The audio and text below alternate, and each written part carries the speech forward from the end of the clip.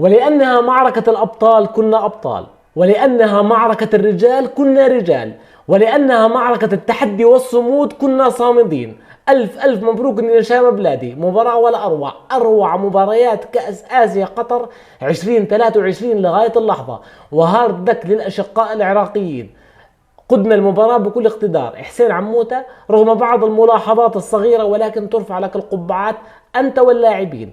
اللاعبين يا من حملوا أحلام 10 مليون مواطن، 10 مليون مواطن عايشين بضيق وبخنقة وبظروف محيطة صعبة جدا، ولكن كنا مستنين فرحة، والحمد لله رب العالمين ربنا كتب لنا إياها ب3 أهداف مقابل هدفين في مباراة دراماتيكية، مباراة متقلبة جدا. أنهينا الشوط الأول بهدف الرايق يزن النعمات وأضعنا شلال من الفرص، ثم بالشوط الثاني تراجعنا للخلف وتقهقرنا كثيرا، ولكن المنتخب العراقي الشقيق قدم شوط ثاني رائع جدا وتقدم بهدفين مقابل هدف وحيد.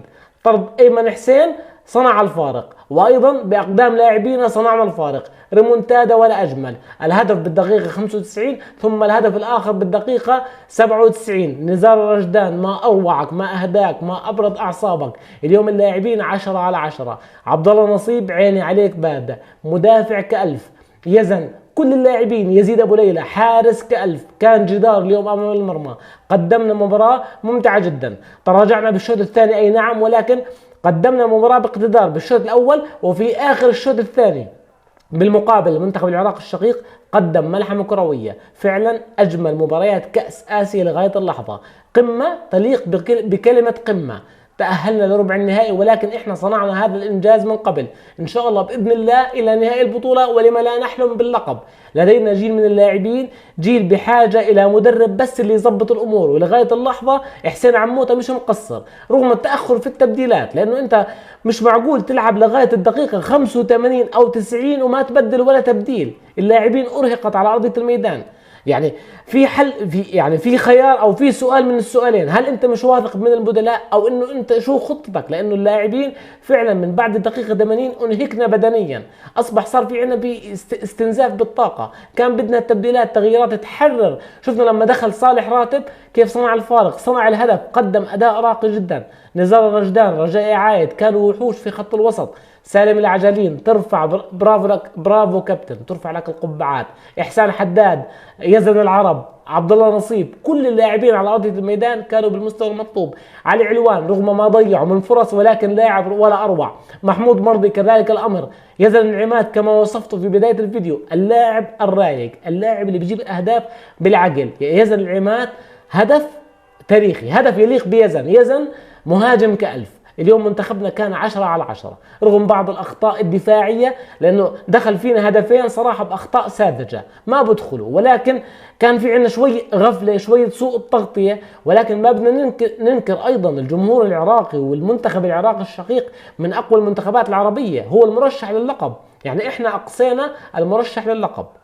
من الآن فصاعدا فلنفكر جديا بالدور تلو الآخر. أمامنا مهمة مش سهلة أبدا أمام طاجكستان يوم الجمعة، مهمة صعبة جدا. المنتخب الطاجكي هو الحصان الأسود بهذه البطولة. امبارح أقصى منتخب الإمارات، منتخب عنده إمكانيات، عنده فنيات، منتخب قوي بدنيا، ولكن منتخبنا قادر بإذن الله بعزيمة الرجال إلى الوصول إلى أبعد نقطة. اللي كان يحكي يوم مباراتنا مع البحرين إنه إحنا بنتلاعب بالنتيجة عشان ما نلاقي اليابان، ممكن المدرب يكون مفكر زي هيك، ولكن تفكيره منطقي. انت لما تبعد عن اليابان في هذا الدور تحديدا، ومش مشكلة لو قابلت انت واليابان بالنهاية، لكل حادث حديث، ولكن تفكير عموتة سليم لغاية اللحظة 100%. هو بعد عن اليابان هو اصطدم بالعراق. العراق من المرشحين باللقب، من المنتخب فاز على اليابان، منتخب بيقدم كرة قدم متطورة جدا، عنده لاعبين سريعين اقوياء بدنيا بالتسديد بالرأسيات. اليوم بالشوط الاول نجحنا باغلب الثنائيات، ولكن بالشوط الثاني لما اللعيبة تعبت، الطاقة استنزفت، دخل فينا هدفين صراحة ساذجات. حارس العراق ترفع له القبعة، قدم اداء رائع جدا. يزيد ابو ليلى اليوم كان وحش، كان اسد، ما خيب ظننا فيه. كل الشعب الأردني خلفك يا يزيد، كل الانتقادات ارموها ورا ظهركم. هذا المنتخب منتخب بلدنا، لازم ندعمه لآخر لحظة. اليوم أثبتوا الشباب إنهم على مستوى الحدث وعلى مستوى القدر. قمة أردنية عراقية تليق بنهائي كأس آسيا. حرام نخسر منتخب العراق الشقيق في هكذا دور، ولكن هاي كرة القدم وهاي أحكامها. كنا نتمنى أنه نصطدم بأي منتخب ثاني غير منتخب العراق، لأنه منتخب العراق عزيز على قلوبنا، ولكن هذه هي كرة القدم. ألف ألف مبروك لمنتخبنا الوطني، وهارد لك للمنتخب العراق الشقيق.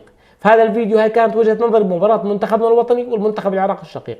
في نهاية هذا الفيديو إذا أول مرة بتشوفني اشترك بالقناة، فعل جرس التنبيهات، والفيديو شاركه مع الأصدقاء. أيضا رأيك بالتعليقات مهم جدا، وما تنسى الضغط على زر اللايك كدعم منك للقناة. كان معكم عمر أبو زيد، دمتم بألف خير، والسلام عليكم ورحمة الله وبركاته.